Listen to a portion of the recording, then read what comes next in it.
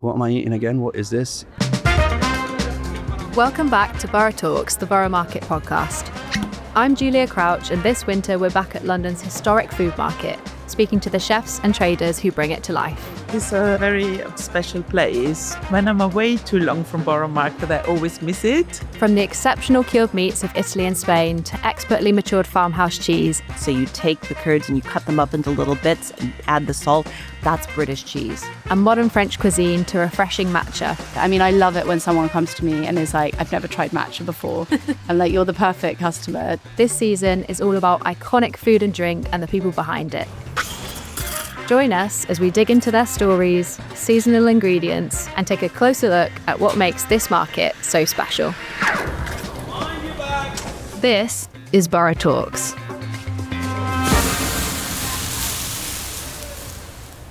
Today we're diving into the world of British cheese, which I'm very excited about, and I'm joined by Bronwen Percival and Cián Ó Cinnéide from Neal's Yard Dairy, which went from this kind of small thing in the 1970s to this iconic London institution. Welcome to Borough Talks, guys. Thank you for being here. Explain to me the ethos behind Neal's Yard Dairy. I think the thing that Neal's Yard Dairy was founded on, and really the basis of its success over the years, is this idea of building sales around taste, giving people the opportunity to buy according to flavor. Because we deal with farmhouse products and every batch is different. And I think for something like cheese, it really rewards and in fact necessitates this approach by which people come in and they taste what's good in the day and they reward those cheeses with their purchases.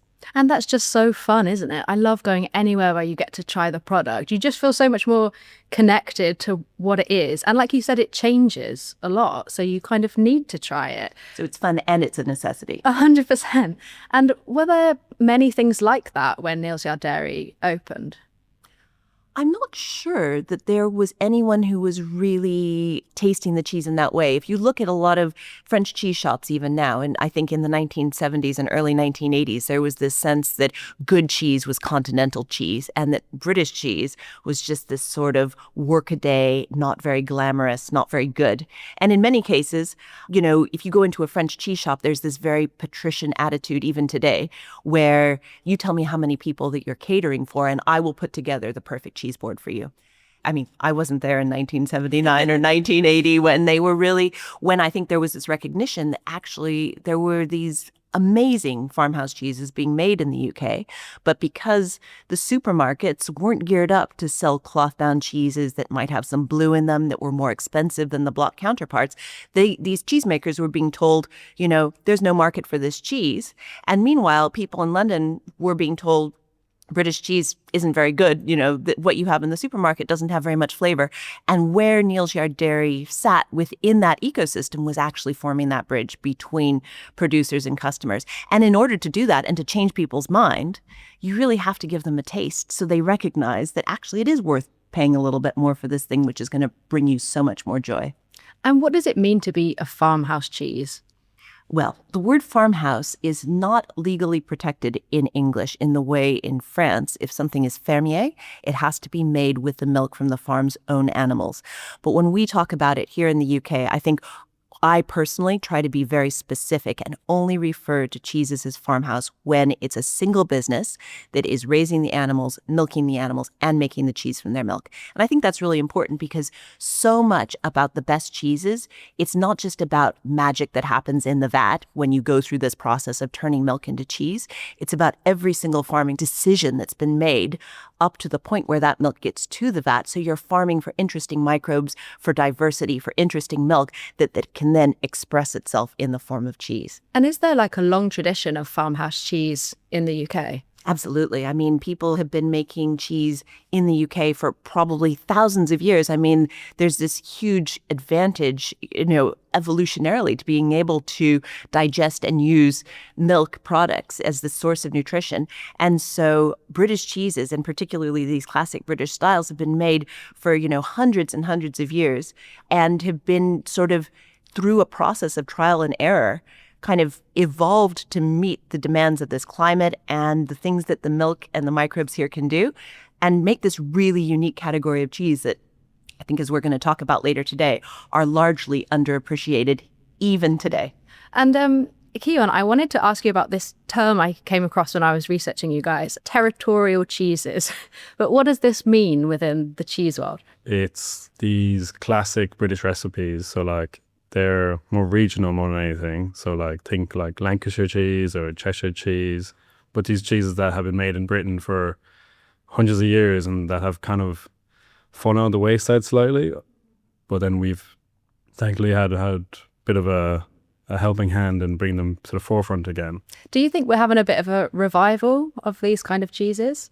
Yes, I think it's somewhat of an uphill battle against, trying to get them into people's homes, and then also like getting people to like splash the cash really, because we joke about that like continental cheeses such as like Gruyere have held a mantle for years now. You can find these like fairly great but also quite disappointing like Brie de Meaux or Gruyères or Comtés everywhere and anywhere, while to find like this jaw-dropping Red Leicester or Lancashire or Caerphillies, especially Caerphillies, it's fairly few and far between, but they still like to deliver.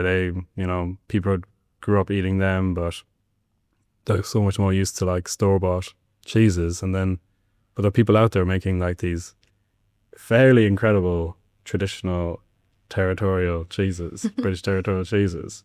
And how hard is it for you guys to compete with like international cheese and also just like industrial store-bought cheese? Neal's Yard Dairy's DNA is that we sell British and Irish cheeses.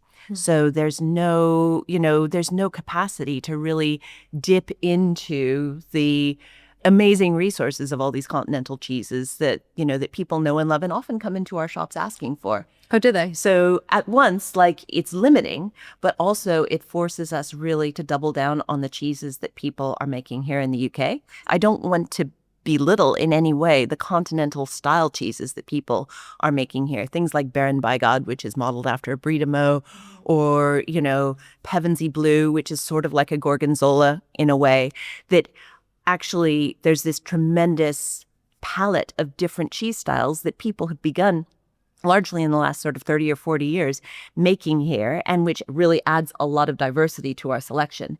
But I think people often talk about this massive British cheese renaissance and, we have so many cheeses now.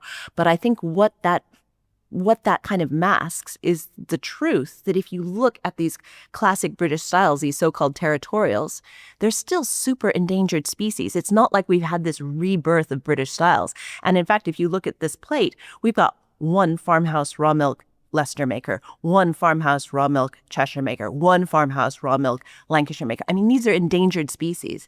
And I think one of the reasons why we at Neal's Yard Dairy have chosen this year to really kind of double down on these territorials is because it feels like in the midst of this great renaissance, if you want to call it a British cheese, these are kind of missing out on some of that excitement, which they so truly deserve and need if they're going to survive. So are you worried that some cheeses could disappear?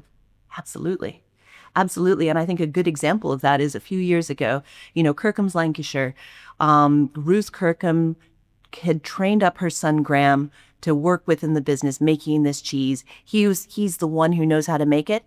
And he had a heart attack and almost died. And you think, actually, the entire living tradition of farmhouse Lancashire cheese is one person strong, one person deep. Really? So there aren't many people making specific styles of cheese. Like there's just literally one person who knows. And then exactly. And you could say, protect this man. There's some industrial versions of Lancashire, and there might be like 5 or 6 factories making Lancashire cheese. But when you're making the style of cheese in a big factory, it completely changes the profile of the make and the flavors and textures that come out of it. So if you were to taste Kirkham's Lancashire made in small quantities on a farm next to the Lancashire from the supermarket, you would find it has a completely different texture, a completely different flavor.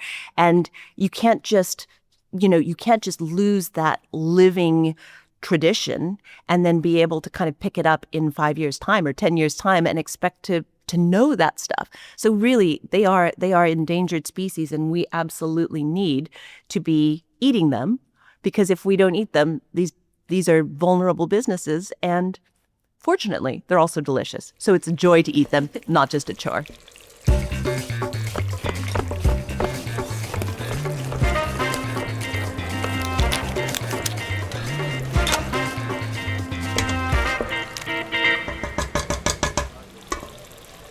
what is it in the process then of making these like artisanal farmhouse cheeses compared to an industrial cheese that makes them taste so much better?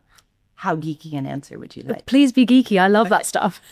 All right. So the big challenge with British cheese styles is that they evolved in the context of these small family farms where labor was unpaid and where the volume of cheese making was really small, and it was entirely woven into a really long day at the farm.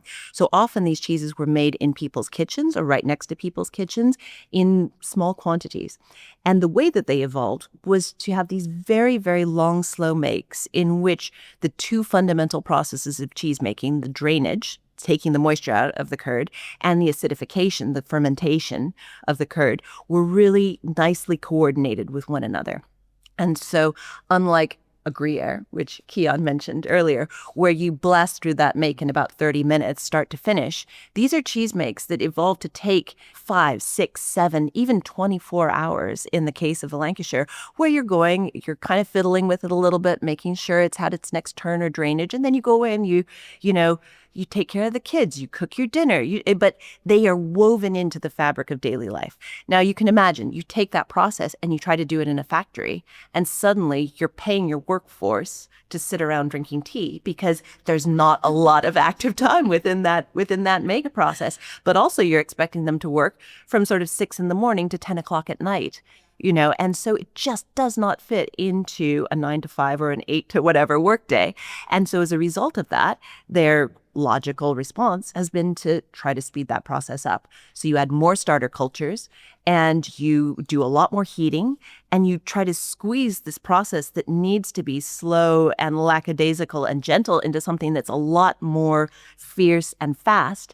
And as a result of that, some of these really delicate, supple textures can completely get destroyed. Like the texture of the cheese is entirely about the kind of dance and the coordination between that drainage and acidity. And if you mess with that or try to do it too fast, you create what we like to think of as these very kind of almost bird-seedy textures that are really rough and astringent and crumbly on your tongue. And no wonder people don't really like that. They're missing the sensuality that actually really characterizes good examples of that format. That's interesting, because when I was younger, I used to think that I didn't like cheese apart from like mozzarella and like Parmesan, because I'd only had like rubbish cheddar, like supermarket cheddar, and I just thought that was like the worst thing in the world. And I told my friend who loves cheese, I'm never going to be converted. And she took me to a really nice place that did really good cheese. And I tried some cheddar and I was like, that is entirely different. So it makes this massive, massive difference. And obviously the slow process is like with anything, isn't it? Like with pasta. If you try and rush pasta making process, you get rubbish pasta or chocolate or with so many of these things. Do you think that there's something that kind of unifies the like British cheese style as compared to like the continental cheeses, or is there just so many different ones across like? I think if you look at this board of cheese and everything that we refer to when we talk about these classic British styles, including cheddar and Stilton, which might look like kind of outliers when we're talking about them in the context of these rather friable, fairly useful British styles, they are all variations on a theme. They all conform to this slow, balanced acidification and drainage happening simultaneously, coordinated slightly differently depending on the style of cheese, but from cheddar to Stilton to everything in between, they involve acidity development before the curds go into the molds. They're largely milled curds, so you take the curds and you cut them up into little bits and add the salt, press them in the molds, and that's British cheese. And so it's all encompassing. So it's not just that we've kind of drawn a line around these very disparate styles. It actually is. They are all variations on a theme. That's very interesting. We're going to try them in a bit. But how long have you been a cheesemonger, Cián? Been in the dairy for about just over 4 years now. I got kick-started back in Ireland. I was living in Cork City studying social care, and I just needed a part-time job. I'd made a new friend, and she was cheesemongering, and I was like, it kind of piqued my interest. It really just went from there, and I sort of fell out of love with social care and then fell very much in love with cheesemongering and the scene in Ireland, but also like mainland Europe, and we both decided, myself and Emily and the friend I made decided, we were like, oh, we want to leave Ireland, but we don't want to go too far afield. And she she really hyped up these two companies in London, which was Mons, which is also based in the market, and also Neal's Yard Dairy. And we both sent off our applications, and then just a few months later, I was living in London and I'd started my career now in the dairy. What does it mean to be a cheesemonger, and what kind of skills do you think you need to have? I think it's this funny one to where I got such immense, fantastic training from the dairy in terms of everything you need to know. But then really, they were such a massive help to me that they grew my confidence and just in terms of the knowledge of the product, but then also how to handle it with confidence. Mm-hmm. And then to how to engage with customers, both like you really just want to like here in the shops that I work in, you really just want the transaction to flow naturally. So then they just like bit by bit, like I've got names flying through my head now, people who have helped me over the years, but they just all gave their own piece of advice on how they do particular things, and then you just amalgamate them into your own style. Really, I've done a lot of trial shifts now leading up to the busy Christmas period, and my greatest piece of advice to them now is that we're very, very grateful. I'm very, very grateful, and we're very lucky that the cheese does the talking, and then you just have to like help it along.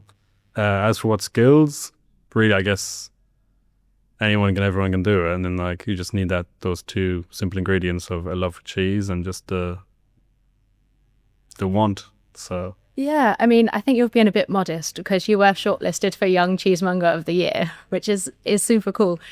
Do you think that this is something like that more young people are getting into, or that they should get into?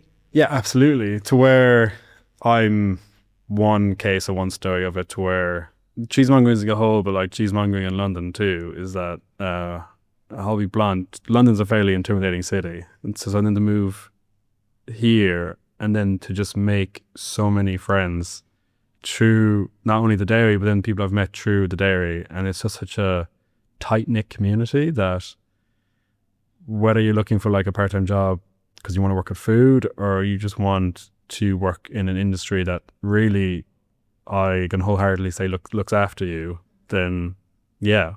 Because it also just opens up more doors and windows then too, to where a massive bonus and perk of working in the food industry in London is that like you can just meet so many individuals, and then you can start in cheese and you can learn the incredible process of making cheese and selling cheese and like how it tastes, to where it's ever evolving, and it just gives you these skills and traits that you can just carry forward. 100%. And do you find you get quite attached to your customers?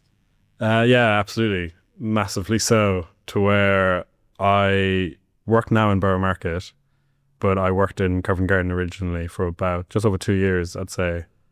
And just to have, to be working in central London and then to have all these regular customers who know your name, they know when you're heading back home, they know like what you're up to, just because you're just having these amazing conversations while conversing over cheese. Half my transactions are like, here, try this Wensleydale, and then, oh, what have you been up to?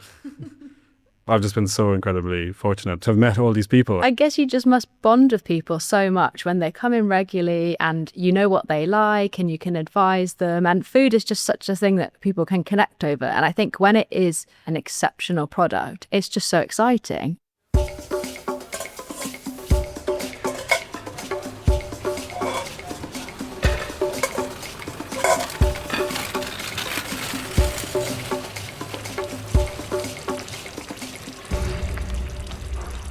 Should we try some of these cheeses in front of us?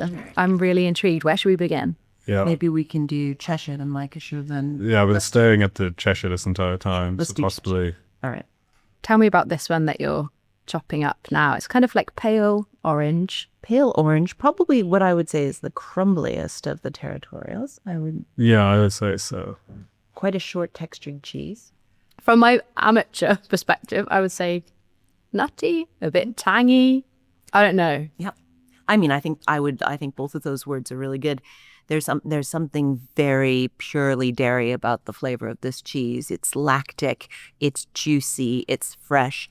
I would say as Cheshires go, this one's a little bit denser than some of the ones, or maybe it's just had a chance to age a bit more than when I try them at the farm. Often, for me, the perfect Cheshire has this sort of succulent lightness. So even though it's quite particulate, it's like there's a juicy sort of succulence to the texture that I think is really, really special. This one's a little bit more on the substantial chewy side, but I still like it. It feels like a real eating cheese. I just love the word juicy to describe a cheese. It's succulent. It makes it sound so good. Cián, what would you add? No, absolutely. I was just going to give like maybe I'm still on the clock really here mentally, but it's just about like when you would enjoy it, or like I've got a friend of mine who says it's the perfect cheese to bring to the beach. Would you? Like, I love that. perfect snack, and then like as Bronwen described, that just kind of like juicy succulent flavor is just ideal. And then just you can really have it for breakfast, lunch, or even I won't lie, I've had it for dinner a fair few times. So Well, we are having it for breakfast right now, and it's good down a treat. so that's one ticked off. I think it draws in a point that's really important to make about these styles of cheese, is that you can definitely put them on a cheese board after your dinner, but it's not really the use case for them. Tell me more. These are eating cheeses. These are sit down and fuel your body with a big, delicious piece of like wholesome bread, really sort of nice, genuinely wholesome cheese. Yeah. And then maybe a drink or a little bit of chutney. But like these are engine room cheeses that are also super delicious. So, I think often because modern fancy, and I say that with heavily inverted commas for people who are listening, cheese culture is all about like, let's nibble a little bit after our dinner on the cheese board. Like they work there. And everybody who's getting their Christmas cheese board should have a piece of territorial on there as well, because it provides this nice contrast. But in terms of what these cheeses evolved to do, it's kind of missing the point. They're decontextualized. And so I think remembering that these are eating cheeses, not nibbling cheeses, is an important part of understanding them. I love that. So it's nourishment. You want a big hunk of that cheese with your bread and enjoy. Exactly. It will fill you up. It's really healthy. It's microbially diverse. It's the perfect fuel. And like it doesn't need to be gooey and runny and strong to be an extraordinarily interesting, sophisticated cheese. 100%. It's complex. And what kind of milk is used for this cheese? And how much does the milk matter? I mean, the milk matters a lot. I would say when we talk about British cheeses now, they're almost entire like British style cheeses, because there are loads of people milking goats and sheep in the UK and making cheese from their milk. But like these classic British styles now are almost entirely made from cow's milk. If you go back a long way, probably the original Wensleydales were made with sheep's milk. They were probably also soft and blue or washed rind and runny and all sorts of things, but there's a lot of that diversity that's sort of been wiped out over the millennia. So I would say when we talk about these classic British styles, we're talking about fairly firm, like juicy, acidic, and cow's milk. And is it all raw milk? These are all raw milk. And I think this is a style that really rewards. You asked about milk. Like, does the milk matter? Absolutely. The milk matters so much. And I would say within British cheeses, the milk matters so much more than it does within some of these continental style cheeses, where the flavors are really, really driven by what we call adjunct cultures. So ripening cultures, yeasts, bacteria, molds that are kind of added to give those crinkly rinds and the sticky bacteria and all these things, which are really pungent and powerful. And actually, you can get that from a packet. And this is a bit of a geeky question, but is milk seasonal? Like, is it going to change across the year, and is that going to make the cheese taste different? Yeah, absolutely. We talked so much about the varieties and variations in the milk and the cheese, is that every season brings its own weather, and then same with like the life cycle of each animal. So whether they're gestating or if they're with calf or with kid, that it all affects the milk. And then also when it comes to like I think we talk quite endlessly internally, and then about how we need to have a closer eye on like the weather and how it's affecting our, like you mentioned how great the milk is here in the UK, and I think I think we should be really shouting from the rooftops about that. Is that like I think people could be and very much should be more proud of what the dairy industry here in the UK. But I digress. But it's more so of like super dry summers heavily impact like the amount of grass, and then come winter, if are the animals on silage, are they still able to stay out? Is it too wet? Is it too dry? It all affects what the cattle and the animals are eating, and then that very much affects then the milk, and then eventually the cheese. The only thing I would add to that, and I completely agree, is that in general, modern, particularly cattle farming systems, are designed to give as much of an even supply of milk across the year as possible. Partly because in a world where most of that milk is going into liquid milk production, people have lattes in summer and in winter. And so you need, the market's demanding this consistent supply. Originally, if we go back far enough, the way in which those herds were managed was quite different, so that most of the calving would be in the spring, and then the cows would be outside during the summer, giving most of their milk at a time when, that grass was really, you could put the cows outside and there's lots and lots of grass, and then they would be drying off as you get into the autumn. And so one of the cheeses here, the Stonebeck Wensleydale, is quite unique because they've recreated that like seasonal milking of dairy cows, which is almost unheard of. Oh, wow. Right now. And I think particularly with that cheese, because all of the cows' lactations are aligned with one another, they're all calving at the same time, they're all drying off at the same time. You can see the impact of that written within the cheese across the year. They're much brighter cheeses, much leaner in the summer. And then as the cows move towards that sort of late lactation autumn milk, you get much higher fat levels. They're richer, they're creamier. And that's entirely down to the fact that all these cows are entering a different stage of their lactation cycle, which is super interesting and, is often masked by the way in which most cattle herds are managed.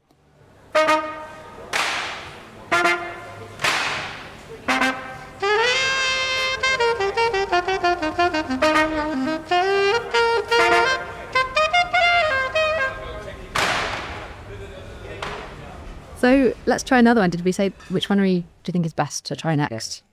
Kirkham's Lancashire. So tell me about this cheese. So this is made by Graham Kirkham, and in Lancashire, which is in the northwest of England, and it's a very particular style. It's made quite slowly, with a really minimal amount of starter culture. It's a very pale, creamy color. Exactly. And it reaches a very high acidity at the end, but it takes a long time to get here. This is a classic example of a farm where they do start making cheese at 6 a.m. and they go in to tighten the presses at 10 p.m. And each cheese takes, each curd takes 24 hours to make, and a cheese is a composite of curd made over several days. So it's like stretching that slow make to the absolute maximum.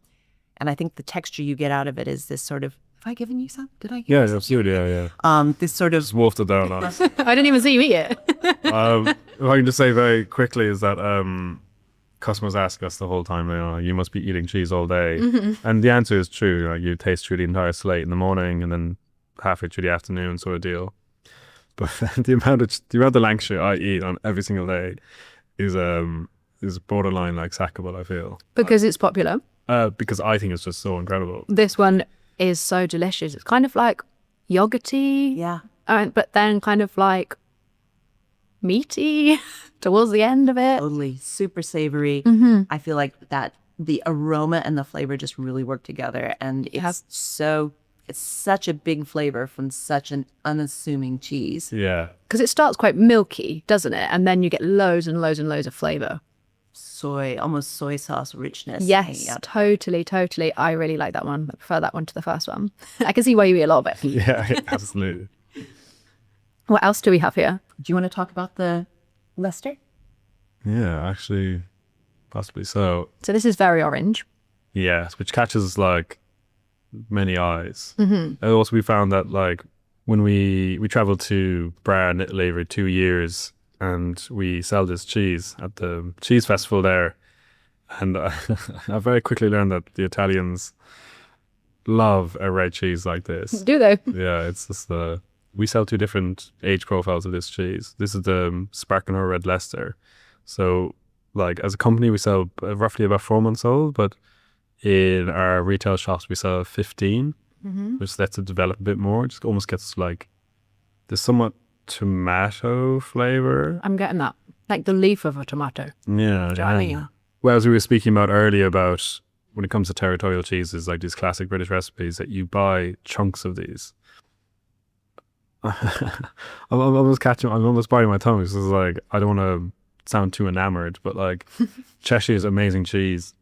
But now these, like Lancashire we just had, and now Red Leicester again, I'm just getting flashbacks to myself of how much cheese I eat of these 2 in particular. This cheese is amazing. It's like so complex. How would you describe some of the flavors in here? I think your tomato leaf comment is a really interesting one, and I think some of that aroma is coming from the rind. This is definitely the oldest of the 4 cheeses that we're tasting on this board. How old is this one? This is probably just over a year, would be my guess, because we sell 2 versions of this cheese, sort of standard, which is 8 or 9 months old, and then the mature, which we sell in all of our shops, which we actually mature down in the railroad arches in Bermondsey that we have. And we mature it for longer because it feels like it really boosts the breakdown in the flavor and that kind of, again, that really savory layer that counterbalances the freshness of the acidity within it. I would say of these 4, it's probably the closest in terms of its make and its profile to a cheddar. It's kind of like a bridge between territorial and cheddar, particularly when we age it out this long, it really starts showing some of those, like the texture is much more cheddary than the other ones. But yeah, no, I think it's also got a bit of sweetness in a way that the other ones on the board don't. And I think that's a nice sort of entry point between the color and the little bit of sweetness. It's a nice entry point for people who maybe aren't sure about British cheeses to kind of begin to access it. And then, then you graduate to the Lancashires, the Cheshires, and so forth from there. So should we try the last cheese? It looks very tempting, this one. So yeah, this is probably the craggiest looking cheese on this board.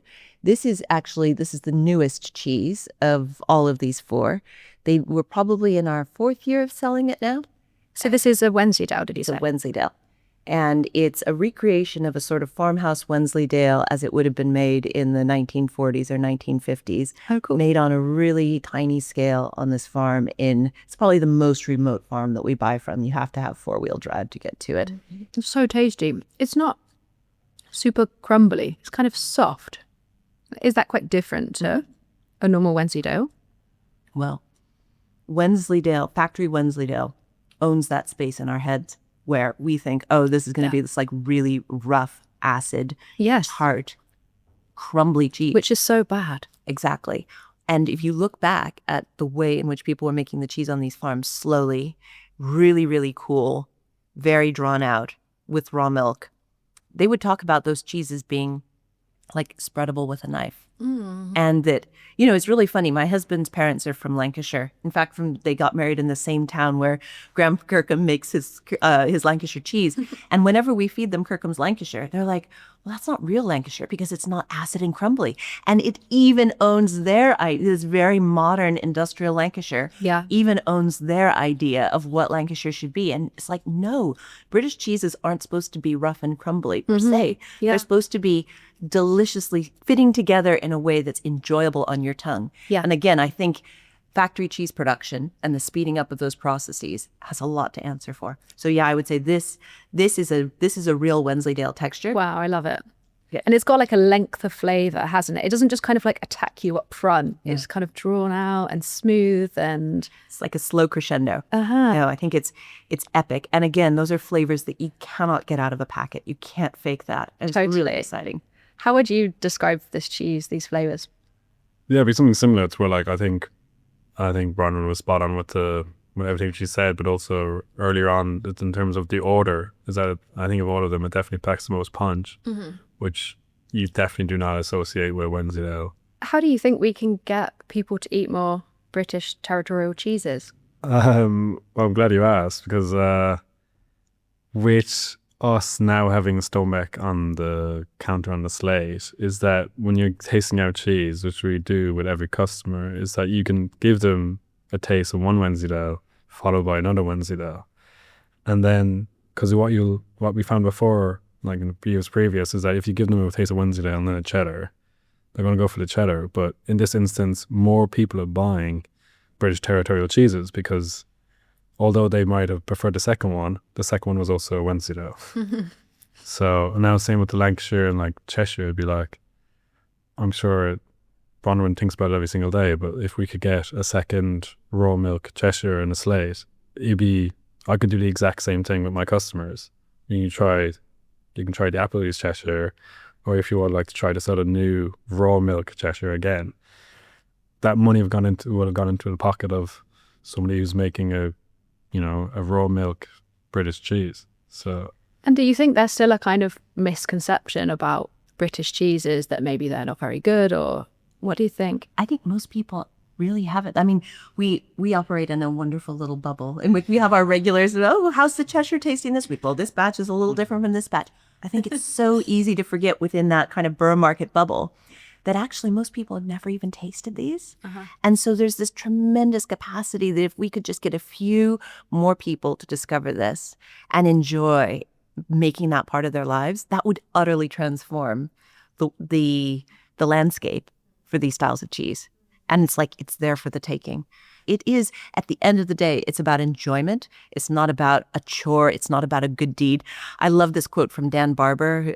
If we are going to change the food system, we have got to be merchants of pleasure, not armies of virtue. Yes, that's so right. And wow, it's a good quote. It's an amazing quote. And it's really, it nails it because people will do a good deed once out of a sense of like, oh yeah, I'll help with the cause. But actually, what's really going to help with the cause is if they love that cheese so much that they want to come back and buy some more. Well, look, thank you guys. This has been such a nice chat and so incredible to try these brilliant cheeses. So thank you so much for coming on the podcast. And we are fully behind British and Irish cheeses. They're, incredible. Thank you. No, thank you. Yeah, thanks a lot. A big thank you to Cián and Bronwen for sharing the story of Neal's Yard Dairy and their deep knowledge of farmhouse cheese. We hope you've enjoyed this episode of Borough Talks. Follow the podcast so you don't miss what's coming next. We've got plenty more good food and great stories to come. Borough Talks is hosted by me, Giulia Crouch, produced by James Deacon, audio editing and sound design by Chris Attaway, videography by Felipe Franco. Thanks to Liam, Matt and Bethan at Borough Market, and to all our guests for the food, the conversation and the time. And thanks to Jenki for being the backdrop to this series.